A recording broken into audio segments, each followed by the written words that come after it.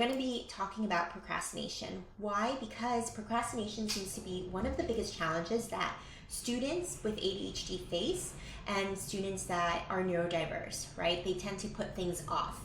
And I loved Adam Grant, who, he describes, and I've heard this many times before, but he does such a beautiful job of really explaining procrastination. If you have not read his book, Atomic Habits and Unhidden Potential, highly recommend both of them. They're wonderful. But he describes procrastination as the feeling or the action of moving away from a feeling, of an unwanted feeling. And again, I'm paraphrasing this. This is what I remember him saying, but it's the feeling of, or the action of moving away from an unwanted feeling, right? So as an example, I tend to procrastinate putting away my Christmas tree and or any decorations, seasonal decorations for that matter. I love bringing them out. It's fun for me to bring them out. I put music on. It's just so lively. I love to change it all. But putting things away for whatever reason is really something that I dislike doing.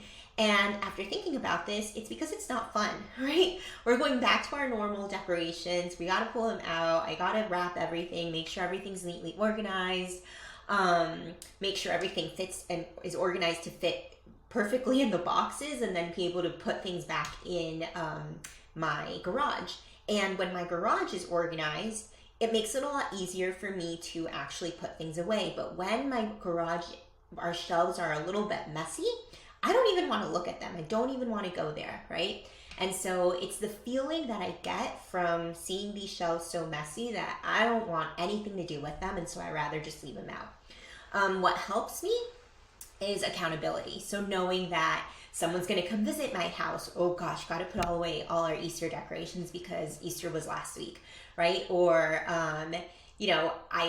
I put the box out to make it really annoying for me to see every day. And that way, anytime that I have maybe 5 minutes to spare between a call, I can go do something really quickly. And it's actually a great brain break for me. So I try to get creative with the ways that I put my seasonal decorations away. But essentially, procrastination is avoiding a feeling, right? We procrastinate avoiding a feeling. You can procrastinate on a conversation because you know it's not going to go well, right? Or a lot of people procrastinate asking for a raise because, again, they're hesitant. There's a ton of big feelings behind that. We hear from families a lot that their child will procrastinate no matter how many times they remind them, right? So I told them 5 times to, put their backpack away or to study for their test, and they did not do it until the last minute. Or I told them, X amount of times to get started on this on Saturday because Sunday we weren't going to have time, and they did not do it. So parents are always wondering, how do we help our child from procrastinating? What this does to the family is a lot, right? It's very frustrating for families when someone in the house tends to procrastinate because it creates a lot of worries for parents, right? You're worried that, they're going to procrastinate, then your child's going to panic, and you're going to see all of this, and you're going to have to be there to support them, right? You're worried that they're developing these habits that are the longer that they take to unravel them, the more they strengthen these bad habits, right? You worry that if you don't keep on reminding them that things are going to continue to fall through the cracks, and you don't know how they're going to be self-sufficient because you're always there to help them. Without your help, who knows what they would be doing, right? And so there's a ton of worry behind this. You can picture how their night will look. You can picture how their life will be 10 years from now if they continue to procrastinate. You worry about their grades, if they're going to get into the colleges that they think that they want to, if they're meeting their capabilities and living to their full potential. So there's a lot going on there for you as the parent. For the child, there's a ton going on too. They get used to this type of stress, right? Students who tend to procrastinate work off of adrenaline. Okay, so I'm actually quite the opposite, but it's a different type of, it's a very similar form where I get too anxious to actually perform when I procrastinate. that my brain actually shuts down. Whereas my husband, he's the exact opposite. He can procrastinate on something and his brain is actually like, he gets motivated, right? It's almost like the inertia, the adrenaline that he has, he becomes a better thinker in some ways. This is very common for a lot of our students. I see this a ton. And the challenge with this is that the brain gets used to this type of adrenaline, right? My husband's worked a lot to overcome this, but the brain gets used to this type of adrenaline, this type of stress, and then it begins to crave it, right? Or it uses it as a crutch. Well, it worked for me last time, so why wouldn't it work for me this time? And our brain is a creature of habits, right? We love developing habits and routines because it reduces the decision-making process, creates less decision fatigue. And so when we know that something has worked in the past, the brain is going to try to use it again subconsciously. And so students who have procrastinated once and they notice that it works, well, now they're much more likely to do it again. It gets easier. And so the challenge with that is that it's the only way for them to hit go, right? They can use it occasionally. There's nothing wrong. And most likely they'll always use some version of this throughout their lifetime. But we do want them to develop other healthier tools, right? Coping mechanisms to help them hit go and not just procrastinate. So that's something that we get curious about and really help to develop with our students. And then, so what are we going to address here? We're going to address why are some reasons that students procrastinate and some ways that you as the parent can help them, and also how to help you reframe their perspective. Again, remember, this is all chemical based, right? Everything's going on in our brain and in our heart. So they're avoiding a feeling, and they're also thriving off of certain dopamine, neurotransmitters and hormones in the brain that are helping them or not helping them to hit go. So I'll give you a couple of things that us as their adults in their life need to take note of. So one reason students procrastinate is they have a fear of failure, or they have perfectionistic tendencies. We see this a lot with students who have their barometer of success is really, really high, and feel that unless they don't get 100% or aren't in the top of the class, then there's no point in them to actually try to do this assignment. If I don't try, then I won't fail.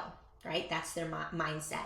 Another one is, what if I try and I still fail? Right? They're really scared of that. Gosh, I gave it my all and I still failed. So this is where we work with students on focusing on the process over the outcome and really helping them to develop a growth mindset. And honestly, when we see students like this, we do a lot of work with parents to help them reframe their perspective and really be mindful of the type of praise that they're giving their children to sort of help their child unravel from these perfectionistic tendencies. The other reason why students procrastinate, and this I see a lot, is that the assignment or the next steps are way too vague. All they see is the gray. They see a fog of things, right? So with these students, it's really important that they have a very clear understanding of what the expectations are. What are the assignments and how are they going to get there? I see this a ton with our college students. So for example, it could be writing an essay, right? They see all the requirements, the instructions, but they don't really grasp what the next steps are. There's so many steps involved. They gotta read the instructions, understand the rubric and what the expectations are, understand what the assignment is asking, have some background knowledge, do some research, have their citation sources, begin to write and brainstorm their response, go back, revise and edit. There are just so many steps involved in this, right? And when things aren't laid out clearly for them, they are going to just not do, because they don't know where to start, right? They just know where they're going at the end. And so this is where we really support students we find that students who tend to have like a very clear understanding of the assignment and have step-by-step guidance on what to do, they hit go. It's much easier for them because now they have a plan, right? They have hope, they feel competent that they can do this. And so that's when they hit go. The other reason why students procrastinate is because of their mental stamina, right? Our children, especially those with ADHD and those with NDs, those that are ND tend to hyper-focus on assignments or activities, right? My husband and I do this a lot. We see this a lot in our students. So you hyper-focus on something and you're in a state of flow in that moment, right? Which means that you are so captivated by the work that you're doing. All your mental resources are really being used, right? All of this whole section right here in our brain is really active at that time. And so it's really tiring, right? It's very tiring because you are so engaged in something. Because you like it, it's the right amount of difficulty. You're curious about it. You see something in it for you or for others, right? It aligns with your values, and so you're really trying to get this done. However, after coming out of that state, you're depleted out of your resources. Oh gosh, now you need a break, right? And so our kiddos with ADHD do not know how to pace themselves.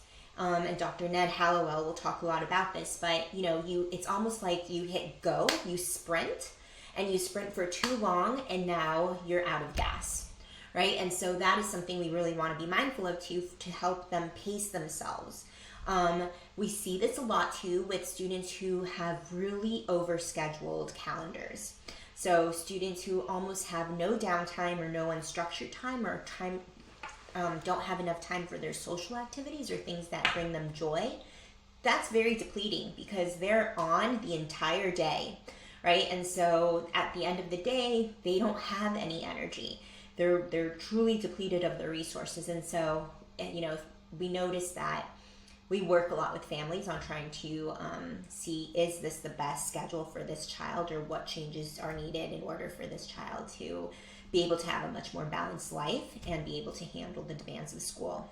Because overwhelm and stress will not help. We want the right amount of stress, but chronic stress or chronic being extremely tired and fatigued is not going to help your child learn or perform, and is only going to make them feel bad because they're not living up to the expectations or the goals that they've set for themselves. So it's the mental stamina that's required. The other one is the level of difficulty of the assignment, which we kind of brushed upon, but we want an optimal amount of difficulty, right? If an assignment is too easy, a child is not going to be motivated to do that, right? Consistently. Because it's not going to make them feel like someone believes in their abilities, or doesn't have the right expectations for them, and they're not being challenged enough. Also, assignments that are way too long or too hard, right? We don't want that either, because then they're not going to feel competent in doing it, right? If someone told me go run 50 miles, I'm not going to feel motivated to do that. But if someone said, hey, let's run 3 miles, you'll do it with me, let's do this together, that sounds a lot more fun. We can do that. I feel competent, right? So we want the right amount of difficulty, not something that's too hard, not something that's too easy. That's going to drive, it's going to be the optimal amount of creativity, performance, and that's where your brain's truly developing, right? We don't want to be in a state of stress where we feel like we're not able to do something. So if this is your child, if every assignment seems to be way too hard for them, really recommend that you explore if there's a need to get an evaluation for a learning difference, or seek a professional's opinion or help on what they think could be getting in your child's way. Document what you're observing and noticing at home so that you can share this information with the clinician. We do a lot of work with our families here, right? So if parents are saying that their homework is, their child is, homework is a point of frustration at home, arguments at home, and it's taking their child 3 hours to do it, we always look to see, is there a need for an evaluation here? Like, why is this taking so long? What's going on? Because it's not supposed to be this challenging, right? And then the other one is students just don't have a good sense of time. Unfortunately, right now, the world we live in is, we have digital clocks everywhere. When I was young, we had analog clocks in my classroom, in my kitchen, like at home. The watch that I wore was an analog clock. Nowadays, though, our time is digital. And Leslie Jazelle does a great job of saying how we need to use analog clocks, and I couldn't agree with her more. Analog clocks help you see time pass, right? They help you see, and the calendars. We need calendars everywhere. Calendars now, very few people use a paper planner. Everyone relies on digital calendars, completely fine, right? But your child needs to be able to see it. If you're relying on a digital calendar and your child isn't seeing it, that's not helping them.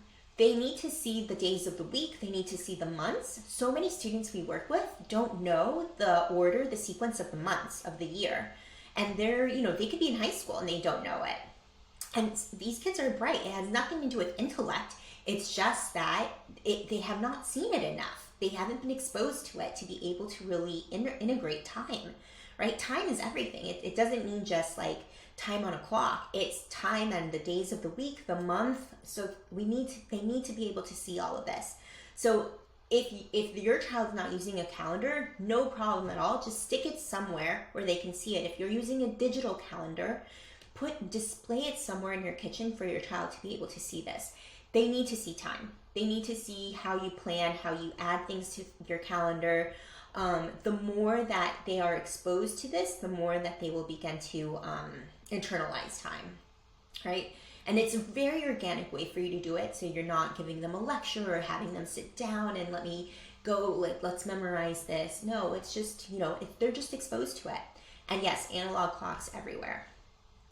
The other thing is that once they start internalizing time a bit, they're going to be much more likely to estimate how long tasks will take. Sometimes we work with students and, they have these big ambitious plans for the end of the night. And we're thinking, how are they going to get to all of this? And then once we start asking them, how long do you think this would take? And we start kind of brainstorming and reasoning, estimating time for each assignment. They're like, wow, I have 4 hours of homework tonight. Then they can begin to strategically move things around, right? Well, this isn't due today, so I can move this to tomorrow. Rather than just working off of their perception, what I think I could do tonight, right? Which is wonderful. They have ambitious goals to do for the rest of the night, but we also want to pace them, right? And we tell students all the time, tonight you have 4 hours of homework, that means tomorrow is going to be a really tiring day for you. So is there something we can change or move around? We also want to estimate their effort, right? Estimate how, the effort of each assignment so that they can really be strategic about how they're going to plan and how they're going to begin these assignments. And then how much playtime or unstructured time they want. It's really important. Our kids are on the entire day, completely on. They need downtime more than anyone else. Their brain needs to reset. They need to have a chance to catch their breath, to collect themselves, to process the day's information, reflect on themselves. So, if you have a child who is neurodivergent or ADHD or something related, please include downtime for them. It's going to make a world of a difference, not just for their day-to-day lives, but their brain development as well. So what are some signs to look out for, to notice if your child is procrastinating? Of course, if you see them get started on an assignment last minute, and this is a pattern, right? You see them begin to panic all the time. If they can't explain what the assignment is, it's likely that they could procrastinate. So if you ask them, oh, what's the history project about, or what's this essay about? If they can't give you a clear answer, then they're procrastinating. If they don't have a plan. So, if they just know there's a history assignment, but they don't have a plan of how they're going to begin it. So again, this is beginning to set routines at home. This is really important. And I know that routines is almost like, it's a word that we don't use in our household because routines are really difficult for our kiddos. But the more you can set some structure and routines in place, the more helpful it'll be for everyone, and they will adjust to it. It's just a little bit harder. They are productively procrastinating. I love this one because this is so true. So they're doing everything in their power to do all other assignments, or if they can clean up their room, they will go in the kitchen, they'll do everything that they can think of except at the assignment that they're trying to do. So it's a way for them to feel like, okay, at least I'm accomplishing something, even though it's not the task that they have set out for themselves to do. If you see that there's a drop in their academics, right, it could mean that they're not turning in assignments. If you notice they're not sleeping, it could be because their mind is racing, they're feeling overwhelmed and a bit anxious with all the work that they have to do. If you start noticing they get irritable with you very quickly, right? So I would get curious as to what's going on with their schoolwork. Is it hard? Are they overwhelmed? What's happening here?